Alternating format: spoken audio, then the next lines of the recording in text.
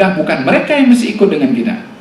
Kata Sayyidina Abu Bakar, ya Umar, innahu Rasulullah. Itu yang buat perjanjian Rasulullah. Artinya apa?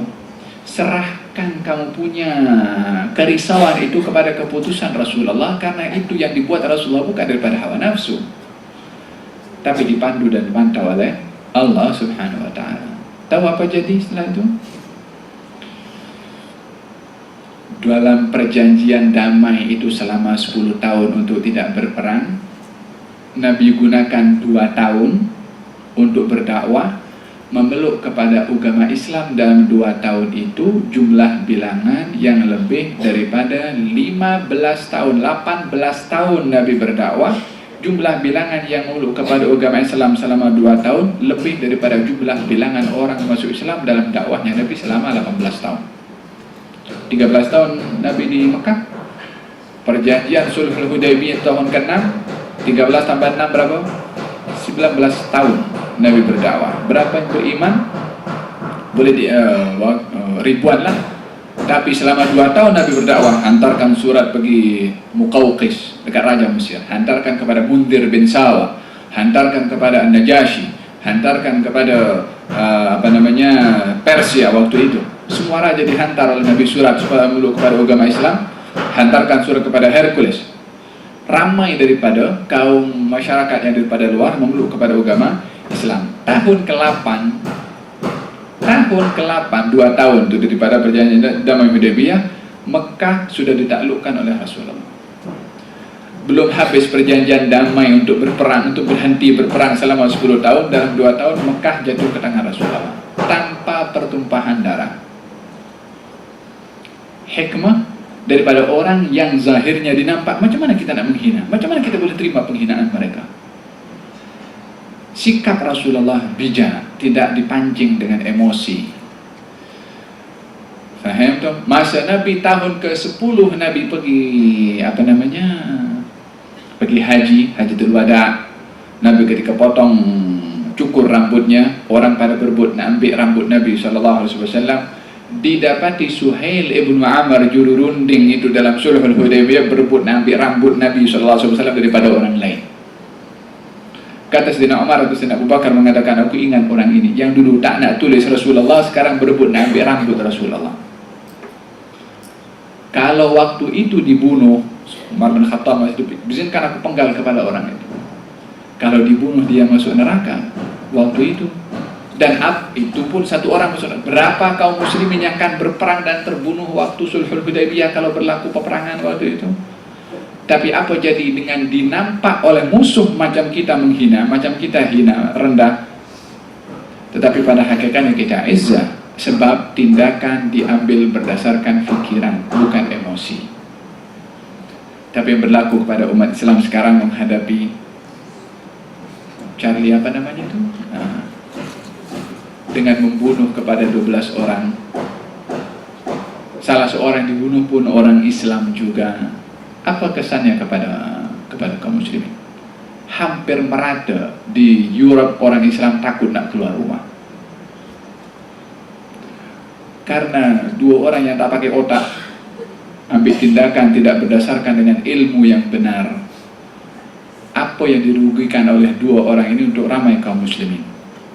Di Perancis secara khasnya, di Europe secara khasnya, dan di dunia secara amnya, dan kepada agama Islam itu sendiri. Perbuatan 2 orang yang tanggung satu dunia umat Islam, bikin heboh satu dunia. Faham dong? Ini semua karena didasari dengan tindakan emosi tanpa berpikir.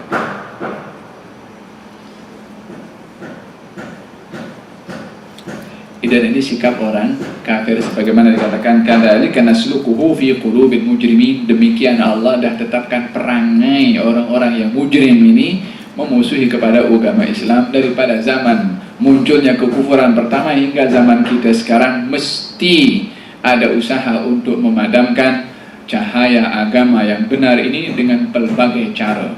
Yuriduna liyutfi'u nurallahi biafwahihim wallahu mutimmu nurihi walau karihal kafirun. Mereka berusaha untuk memadamkan cahaya agama ini dengan mulut mereka, yakni dengan mereka punya forum, dengan mereka punya seminar, dengan mereka punya unjuk perasaan, dengan mereka punya tulisan yang dengan percakapan yang tertulis. Bukankah banyak, termasuk karikatur juga, mereka punya apa yang bersemadi di dalam hati terungkap melalui lisan, diungkapkan juga melalui tulisan dan juga gambar.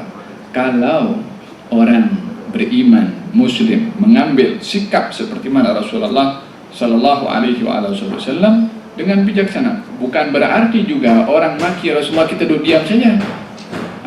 Kita kena sejauh mana keimanan kita dalam membela Rasulullah. Kalau Nabi itu dihina, Allah Subhanahu wa Ta'ala membela Rasulullah ketika dihina. Kita pun mesti membela dan melindungi kehormatan Rasulullah, tapi bukan dengan cara kita bermotifkan kepada emosi. Berfikir sebelum mengambil tindakan, maka akan melahirkan satu kebijaksanaan, karena tindakan kita ini mewakili kepada ukama kita. La yu'minuna bihi wa qad khalat sunnatul awwalin. Mereka tidak beriman kepada para rasul yang diutus oleh Allah ataupun kepada ajaran yang dibawa oleh rasul tersebut. Wa qad khalat sunnatul awwalin, dan demikian keadaan orang-orang yang terdahulu. Walau fatahna alaihim baban minas sama' fadhallu fihi ya'rujun. Kalaupun juga, ini Allah nak menggambarkan bagaimana orang yang kalau hatinya sudah tertutup untuk beriman, yakni tak boleh lagi beriman, sampai kalaupun langit ini dibuka pintunya oleh Allah. Dan perlu kita tahu bahwasanya langit itu juga mempunyai pintu. Apa dalam Al-Quran? Wa futihatis sama'u fakanat abwaba. Dan langit itu dibuka, maka didapati padanya pintu-pintu. Langit juga mempunyai tiang. Allah Subhanahu wa Ta'ala berfirman, dan kami bangunkan langit bighairi amadin tarawnaha, tanpa kamu nampak tiang kepada langit. Yakni tiangnya ada tapi kamu tak nampak. Macam mana? Allahu a'lam macam mana itu tiang. Pasal kita tak nampak tapi ada tiang. Sama juga dengan pintu yang kita tidak nampak pada langit tapi ada pintunya. Demikian ungkapan Allah Subhanahu wa Ta'ala di dalam Al-Quran. Dan baginda Rasulullah ketika pergi Isra dan Mi'raj, ketuk pintu, Jibril ketuk pintu langit yang pertama. Kata penjaga langit daripada malaikat, siapa? Jibril menjawab, Jibril, man ma'aka? Siapa bersama dengan engkau? Kal Muhammad Rasulullah. Kata penjaga pintu, security ada tugas nak tahu siapa. Malaikat Jibril ulang alik naik turun langit. Tapi lalu pintunya, faham tuan? Artinya diajar sopan santun, nak masuk ke langit saja Allah tunjukkan kepada kita semua melalui perjalanan Jibril dan Rasulullah dengan ketuk pintu terlebih dahulu. Masuk rumah orang pun ketuk pintu dulu, jangan terus nyelonong ke dalam situ tanpa meminta izin. La tadkhulu buyutan ghaira buyutikum hatta tasta'nisu wa tusallimu ala ahliha. Jangan kamu masuk rumah orang yang bukan rumah kamu sendiri sehingga tasta'nisu. Tasta'nisu maknanya tasta'dinu, minta izin terlebih dahulu, ketuk pintu dulu. Wa tusallimu, dan kamu mengucap salam kepada siapa? Kepada ahliha, penduduk tuan rumah itu. Walihada baginda Rasulullah mengajarkan kalau orang masuk berziarah rumah orang, ketuk pintu 3 kali, salam 3 kali, tak dijawab, pergi. Tapi jangan pergi tengok macam ni dekat tingkap situ ada orang atau tak ada orang. Abu Sa'id Al-Khudri ketika datang ke rumah Sayyidina Umar bin Khattab, ucap salam 3 kali, tak dijawab. Abu Sa'id keluar, Sayyidina Umar pun lepas buka pintu. Kemudian kata Sayyidina Umar, kenapa kamu pergi? Kata Abu Sa'id, aku mendengar Rasulullah beritahu kalau orang datang ke rumah orang lain mengucap salam 3 kali tak dijawab, suruh pergi. Maka aku pergi. Kata Sayyidina Umar dipegang macam ni. Mana bukti kalau itu adalah hadis Rasulullah SAW? Abu Sa'id dah mula gemetar. Maka dia beritahu, aku akan cari orang yang menjadi saksi. Waktu itu mereka hati-hati nak sebut hadis Rasulullah SAW, yang akhirnya salah seorang sahabat menjadi saksi membenarkan apa yang dikatakan oleh Abu Sa'id Al-Khudri. Ini mereka amat berhati-hati ketika membawa hadis Nabi Muhammad SAW. Kemudian baginda Rasulullah satu hari berada di rumahnya. Kemudian ada orang ketuk pintu rumah Nabi SAW, tapi berhadapan di hadapan pintu macam ni. Nabi buka, kemudian kata Rasulullah, imma hakadha wa imma hakadha. Yani kalau kamu ketuk pintu rumah orang, jangan menghadap terus kepada pintu rumah. Kamu berdiri di sini menghadap ke sana, atau berdiri di sini menghadap ke sana. Supaya apa? Kalau berhadapan dengan pintu rumah terus berdiri di hadapan, orang buka pintu rumah, nampak semua di dalam. Mungkin tak kemas, mungkin ada keadaan yang tuan rumah tu tak selesa untuk dinampak oleh orang lain. Zaman kita sekarang semakin akrab hubungan, tinggal kunci saja tak pegang, nak masuk sendiri rumah orang lain. Tapi diajarkan supaya kita sopan santun. Kata seorang sahabat mengatakan, ya Rasulullah, tadi saya intip daripada rumah pintu, daripada lubang kunci rumah Nabi SAW. Yani nak tahu ada orang atau tak ada orang. Nabi waktu tengah menjahit sesuatu, kata Nabi, kalau aku tahu kamu mengintip daripada lubang kunci pintu rumah aku tusuk mata kamu dengan jarum yang aku gunakan untuk menjahit. Apa maknanya? Bukan maksudnya Nabi sampai sejauh itu akan menunjukkan satu sikap dan tindakan, tapi nak tunjuk bagaimana kehormatan dalam rumah itu punya hak untuk dijaga kehormatannya oleh orang lain. Hakadha. Dua perkara, tasta'nisu, minta izin, wa tusallimu, dan juga mengucap salam. Izin, boleh saya masuk? Itu izin. Salam, assalamualaikum. Bukan arti salam bermakna izin terus. Tak, dua perkara. Tasta'nisu wa tusallimu. Yani selagi belum diizinkan masuk, mungkin assalamualaikum, waalaikumsalam warahmatullahi wabarakatuh, yang jawab mungkin tengah di dapur. Kalau dia dah mendengar jawaban salam, okey, masuk terus. Belum lagi, belum dapat izin dulu. Dengar salam belum tentu diizinkan. Mungkin dia tengah berkemas, nak pakai baju dulu atau nak kasih kemas barang dulu. Dua perkara yang perlu diperhatikan, izin dan juga salam. Dan juga bila mana masuk rumah itu adalah masuk daripada pintu depan, bukan daripada pintu belakang. Kecuali kalau yang ajak masuk daripada pintu belakang tuan rumah sendiri. Kadang-kadang rumah ada dua pintu, ya kan? Ada pintu daripada hadapan, main entrance itulah. Ada pintu emergency. Biasanya pintu emergency itu dekat kepada dapur, dekat kepada bilik umpamanya. Jangan kita datang terus daripada belakang situ. Wala ta'tul waqtul buyut min abwabiha. Datangilah rumah-rumah itu daripada pintu hadapan. Jangan kamu datang rumah orang lain min zuhuriha, daripada belakangnya. Yaumil ayyam Sayyidina Umar bin Khattab radhiyallahu anhu warda mendengar ada info. Apa infonya? Ada satu orang itu yang suka dia membuat tarian di dalam rumahnya, perkara yang mungkar. Ada khamar juga di dalam rumahnya. Kata Sayyidina Umar, aku akan intai juga orang itu macam mana, dia betul ke atau tak betul. Kemudian Sayyidina Umar datang malam-malam menyelinap. Ternyata nampak beberapa orang masuk daripada pintu hadapan. Kata Sayyidina Umar, aku kalau datang daripada pintu depan ni, mereka akan cabut daripada pintu belakang. Akan nampak, baik aku datang daripada pintu belakang. Sayyidina Umar pun masuk daripada pintu belakang. Didapati di situ perkara-perkara yang mungkar. Maka kata Sayyidina Umar, aku kena hukum kepada engkau.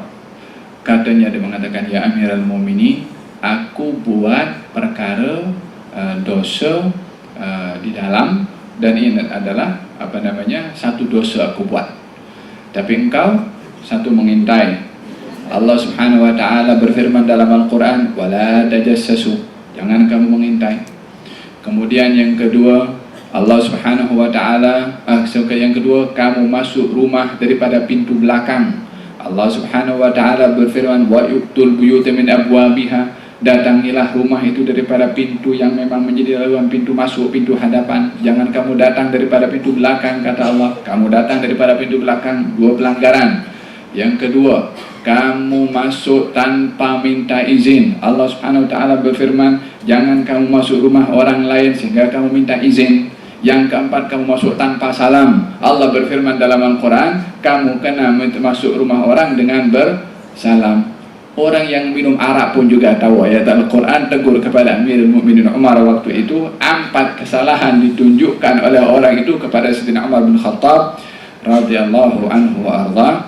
Maka Sayyidina Umar menyadari kesilapannya, subhanallah, menginsafi salah, tak kira dia punya kedudukan itu apa, dan diterima oleh Sayyidina Umar bin Khattab radhiyallahu anhu wa arda teguran daripada orang tersebut. Fasyahid ini berkaitan dengan masalah pintu rumah. Langit pun juga ada pintunya. Demikian Jibril ketika membawa Rasulullah melalui pintu-pintu langit, yang setiap pintu dilalui oleh Jibril adalah dengan meminta izin dan juga memberitahukan siapa yang datang. Siapa yang bersama dengan engkau? Jibril ketika ditanya ketukan pintu, ditanya oleh malaikat penjaga pintu langit pertama, siapa? Jibril kata, Jibril. Orang kalau datang rumah orang lain, ketuk pintu, ditanya, siapa? Aku. Aku itu siapa? Namanya karena disebut, itu suaranya Jibril dikenali oleh penduduk langit. Tapi Jibril ketika ditanya siapa, dikatakan Jibril, tidak mengatakan saya. Walihada Nabi SAW, subhanallah, dalam kehidupan nak keluar masuk rumah sahaja diatur oleh agama kita. Mana ada agama mengatur sampai cara keluar masuk rumah? Nabi SAW, ada orang datang ke rumah Nabi, ditanya siapa? Aku. Kata Nabi SAW, ana. Tunjuk Nabi itu tak suka dengan kata-kata seperti itu. Bagi tahu siapa, aku fulan umpamanya. Kalau aku saja, siapa saja boleh menjadikan masih tidak jelas siapa itu yang dimaksudkan aku. Faham dong? Di antara adab orang masuk dalam rumah, kalau dah masuk rumah jangan duduk di mana kursi dia suka. Nampak kursi elok, bagus, cantik, itu kursi, nak duduk di situ. Dan tanya dulu nak duduk di mana. Usahakan mengelak daripada duduk yang menghala ke bahagian yang boleh nampak di dalam situ. Faham dong? Ini beberapa perkara yang berkaitan dengan masuk rumah. Kalau rumah sendiri, okeylah. Rumah sendiri tak perlu minta izin, tidak mengapa. Hanya digalakkan sahaja untuk memberikan isyarat. Abdullah bin Mas'ud bila mana ingin balik ke rumahnya, dia memberikan isyarat. Maknanya dia datang. Terkadang yang berada dalam rumah keluarga berada dalam satu keadaan yang mungkin tidak suka untuk dilihat dalam keadaan tertentu, mungkin berserakannya ke atau apa, so dia supaya nampak kemas walaupun dengan keluarga sendiri. Makanya ketika seorang perempuan datang kepada Rasulullah memberitahukan, ya Rasulullah, terkadang ahli keluarga kami ini adalah datang ke rumah tanpa memberi izin, terus datang macam itu saja. Maka Nabi SAW menggalakkan untuk memberikan isyarat. Maka Abdullah bin Mas'ud kalau datang ke rumahnya dengan berlehem. Tapi maksudnya tetap mengucap salam, Assalamualaikum warahmatullahi wabarakatuh. Walaupun tak ada orang pun tetap digalakkan untuk bersalam kepada siapa saja yang berada dalam rumah, daripada makhluk yang kita nampak ataupun yang tidak. Walau fatahna alaihim baban minas sama', kalau kami buka pintu langit ini kepada siapa? Kepada mereka orang-orang yang kufur itu, dan mereka naik ke atas sampai kepada pintu langit. Apa mereka mengatakan? Laqalu innama sukirat absaruna bal nahnu qaumun mashhurun. Tentulah mereka berkata, sesungguhnya penglihatan kami dikaburkan, bahkan kami adalah orang yang terkena sihir. Yakni maknanya Nabi itu kalau diizinkan oleh Allah untuk membawa kaumnya supaya beriman, kalau kamu tidak percaya dengan ajakan aku bawa kamu pergi naik ke langit. Jom, pergi naik ke langit. Kalau itu para kaumnya dibawa oleh para Nabi Rasul naik pergi ke langit, sampai pun ke langit, mereka akan mengatakan ini bukan nyata, tapi kami disihir mata kami seakan-akan naik pergi ke langit walaupun tidak naik ke langit sampai sedemikian penolakan kepada kebenaran bila mana hati itu sudah keras untuk menerima kebenaran. Ayat ini juga menyentuh tentang keberkesanan sihir kepada manusia. Hanya realiti atau hakikat yang terjadi kepada sihir itu adakah nyata atau tidak? Ini yang menjadi pembahasan antara al-ulama. Sihir itu berkesan, ya. Tapi adakah itu nyata yang dinampak oleh seseorang atau tidak, menjadi pembahasan antara al-ulama. Seperti tukang sihir di zaman Nabi Musa alaihissalam yang tukang sihir itu melemparkan apa? Melemparkan tali, kan? Melemparkan tali, kemudian nampak atau dinampak tali itu macam ular. Tapi hakikatnya tali itu tidak berubah menjadi ular, talinya kekal tali. Tukang sihir itu menyihir mata orang dengan mantra-mantra yang dibaca. Macam mana boleh menyihir mata orang? Dan boleh, kita jangankan guna ilmu sihir yang syaitan punya, kan? Kita ilmu psikologi, tahu psikologi? Kalau apa itu dalam bahasa Melayunya ya? Bahasa Arabnya an-naum al-maghnatisi, orang yang ditidurkan dengan magnet. Kalau orang pergi sektris itu kan, kemudian ditidurkan, dia sembang, dia tak sedar pun. Masa dia jaga itu dia tak tahu dia cakap, ya kan? Adakah sektris itu dia dia ada mentera-mentera syaitan yang tak, itu ilmu yang ada pada mereka seperti itu. Ada ilmu juga yang dicetuskan oleh syaitan. Ilmunya adalah namanya ilmu sihir. Dapat menyihir mata orang sehingga nampak sesuatu yang tak ada wujudnya, bukan hakikatnya. Seperti tukang sihir yang melemparkan tali itu dan menyihir mata orang supaya nampak tali itu seakan-akan ular. Tapi tukang sihir tuh nampak tali tetap tali, karena tak mungkin tukang sihir dirinya sendiri. Dia sihir mata orang, ya. Jadi orang pun takut. Termasuk Nabi Musa pada waktu itu nampak ular, sehingga Nabi Musa pun juga takut, sehingga Allah Subhanahu wa ta'ala yang tenangkan kepada Nabi Musa alaihissalam. Waktu Nabi Musa lemparkan tongkat berubah menjadi ular, tukang sihirnya pun terus beriman kepada Nabi Musa alaihissalam. Apa perbezaan tali yang dilempar oleh tukang sihir dan tongkat yang dilempar oleh Nabi Musa? Tali yang dilempar oleh tukang sihir itu kekal tali, hanya mata orang nampak ular. Tapi kalau tongkat yang dilempar oleh Nabi Musa adalah memang real, berubah daripada tongkat menjadi ular. Itu yang menyebabkan tukang sihir terus beriman kepada Nabi Musa. Tukang sihir itu tidak mungkin terkena sihir. Dia tukang sihir, macam mana terkena sihir?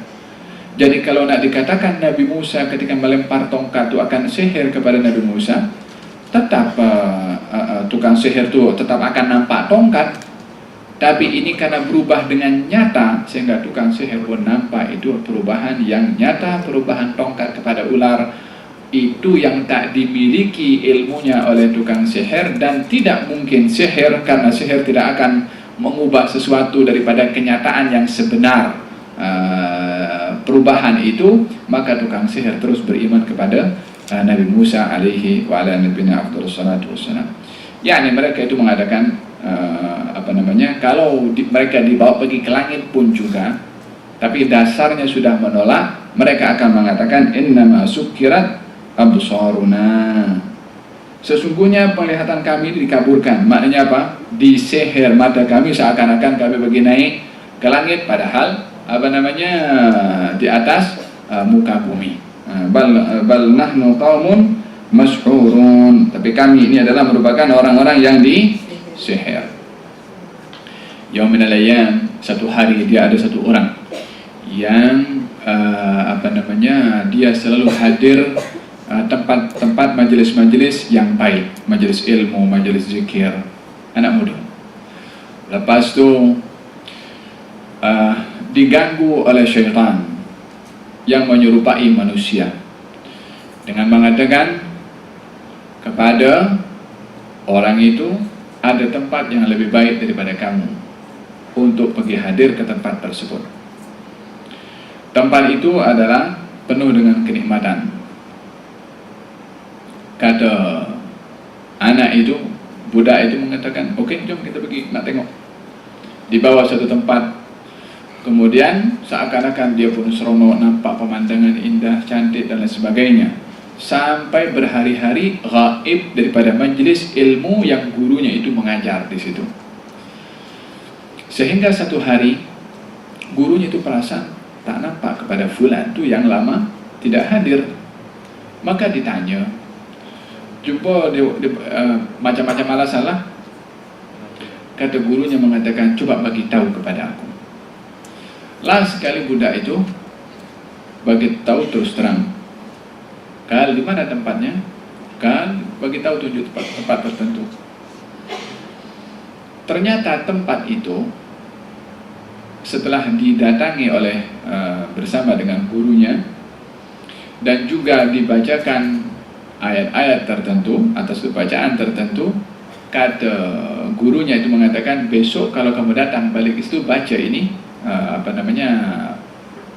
bacaan yang diberikan. Maka esok hari dia pergi ke situ, maka dia pun sudah berada tempat itu dibaca. Maka ketika dia buka mata dan sedar, tempat yang awalnya itu dianggap macam tempat kenikmatan, apakah tempat itu? Sampah. Tempat sampah duduk berhari-hari itu, budak itu duduk di tempat tersebut. Sebab apa? Dinampakkan macam tempat yang penuh dengan kenikmatan. Siapa yang menampakkan? Ya, syaitan tadi.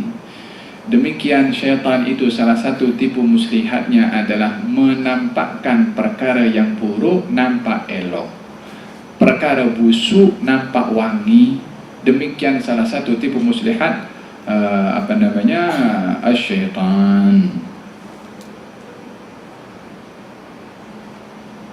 yaitu melalui dengan ilmu sihir. Dan Allah Subhanahu wa taala berfirman, "Wa ma kafara Sulaiman walakinna syayatin kafaru yu'allimuna an-nasa as-sihra."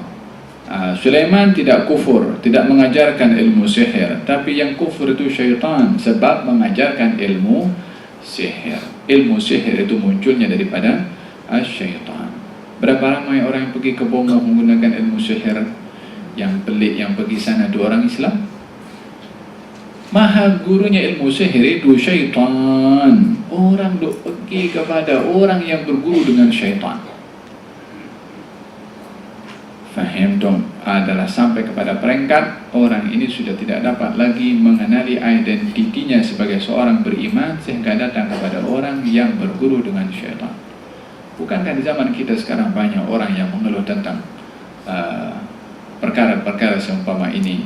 Walaupun sebagian pun kadang-kadang melampau juga. Sakit kepala, ya orang ini fulan mesti bikin kepada aku datang ke pergi sihir. Sakit kepala je, ambil Panadol situ, pergi rehat, mungkin lepas itu hilang. Ada masalah sikit dengan keluarganya, ini ada orang buat dengan aku. Jangan buruk sangka dulu. Hadapi masalah itu mengikut orang Arab kata, daul jurha ala qadri hajmi.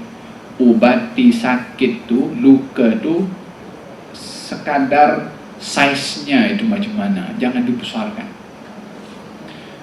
Dia tak mudah orang menyihir terus kena macam itu saja, tidak.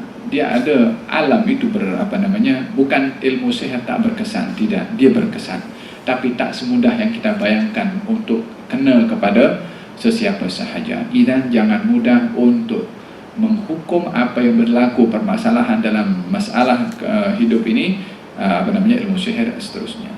Faham dong?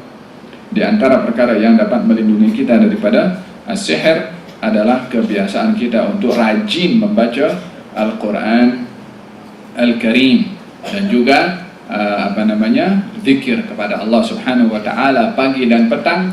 Biasakan untuk sebagai benteng kepada diri, karena ilmu sihir itu biasanya akan terkena kepada orang yang lemah spiritualnya. lemah kerohaniannya, orang yang dia dikuasai oleh emosinya, ini yang mudah untuk terpadaya atau terkena dengan ilmu sihir. Walihada Allah Subhanahu wa taala menurunkan surat Al-Falaq dan juga surat An-Nas sebagai penangkal kepada ilmu sihir, yang mana itu adalah dua surat yang diturunkan oleh Allah untuk menjaga Nabi Muhammad sallallahu alaihi wasallam daripada ilmu sihir. Walihada biasakan sebelum tidur baca itu qul huwallahu ahad, qul a'udzu birabbil falaq, qul a'udzu birabbin nas 3 kali, dan tiupkan, usapkan kepada seluruh tubuh badan. Biasakan ada kebiasaan wirid pagi dan petang atau pagi atau petang.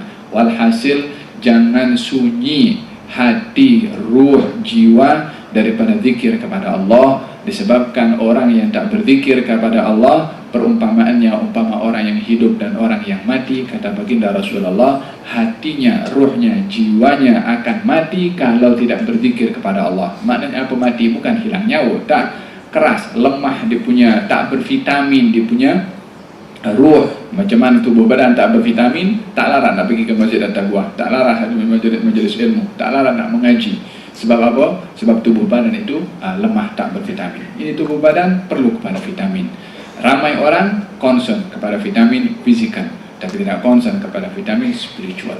Biasakan baca Quran, berzikir kepada Allah, bersalawat kepada Rasulullah, jaga hak Allah dengan ibadah, wahakadha, itu adalah menjadi benteng daripada perkara-perkara yang kita tidak nampak. Walihada kata baginda syaitan sendiri pernah menginfokan kepada Abu Hurairah untuk menjaga manusia itu daripada gangguan syaitan dengan membaca ayat kursi ketika hendak tidur. Wahakadha. Dan juga biasakan untuk bersuci dalam keadaan wudu. Wudu itu bukan untuk solat saja. Nak keluar rumah pergi wudu, dalam rumah kalau pergi, apa salahnya bila mana berada dalam bilik air, bila mana nak keluar pergilah ambil wudu situ, dapat pahala walaupun tak solat, walaupun tak nak baca Quran, pergi wudu saja. Nanti tersentuh batal lagi, tak apalah, yang penting ambil wudunya dapat ganjaran. Takkan kita wudu itu untuk tidak batal. Wudu untuk ibadah juga, walaupun selepas wudu keluar badan, tak dapat ibadah juga dia punya al-wudu. Wallahu ta'ala alam bisawab. Moga-moga Allah Subhanahu wa taala jadikan hati kita ini hati yang bersih, hati yang dapat dikawal dan tidak tidak keras, dan moga-moga Allah Subhanahu wa taala jadikan ruh kita ini segar dengan ibadah kepada Allah, zikir kepada Allah dengan bacaan Al-Quran, dan tidak karat dengan tidak menjadikan kita tidak membaca Al-Quran yang menyebabkan hati akan menjadi karat. Moga-moga Allah Subhanahu wa taala sentiasa menjadikan kita orang yang membaca Al-Quran untuk hatinya lembut, segar, bersih, dan dapat disentuh dengan ayat-ayat Al-Quran. Dengan demikian akan terbentengi daripada bahaya syaitan, jin dan juga sihir. Moga-moga Allah Subhanahu wa taala lindungi juga ahli keluarga kita daripada kejahatan orang-orang yang jahat, dan lindungi negara kita daripada perbalahan, perselisihan, permusuhan, daripada bala dan bencana. Dan moga-moga Allah Subhanahu wa taala kekalkan dan tambahkan lagi keamanan, keharmonian, ketentraman di antara kita dan negara kita insyaallah. Dan moga-moga Allah Subhanahu wa taala angkat musibah yang menimpa kepada umat Islam di timur dan juga di barat, disatukan hati kaum muslimin insyaallah. Amin Allahumma amin. Bismillahil Fatihah ala hadrat Nabi Muhammad sallallahu alaihi wasallam. Al-Fatihah. Alhamdulillah rabbil alamin arrahmanir rahim maliki yaumiddin iyyaka na'budu wa iyyaka nasta'in ihdinas mustaqim shiratal ladzina an'amta 'alaihim ghairil maghdubi 'alaihim waladdallin. Besar harapan kami agar Habib dapat menjelaskan tentang Sayyidul Istighfar dan fadilah yang dibaca. Jazakumullahu khairan.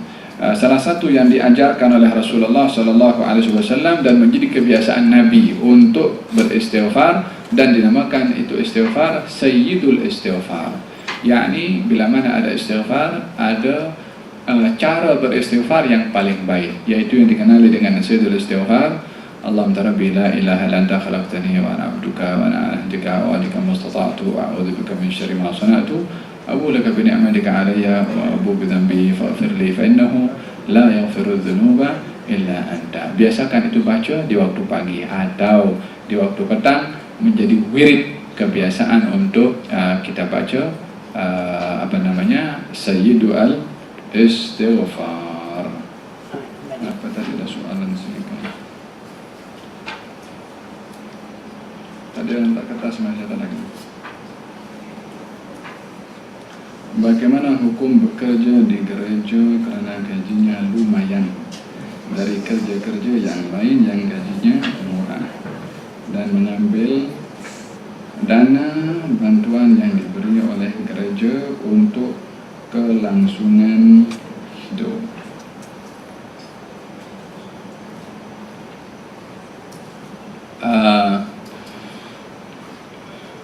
Di dalam orang itu bekerja, hendaklah dia mengetahui apa jenis pekerjaannya. Kalau di dalam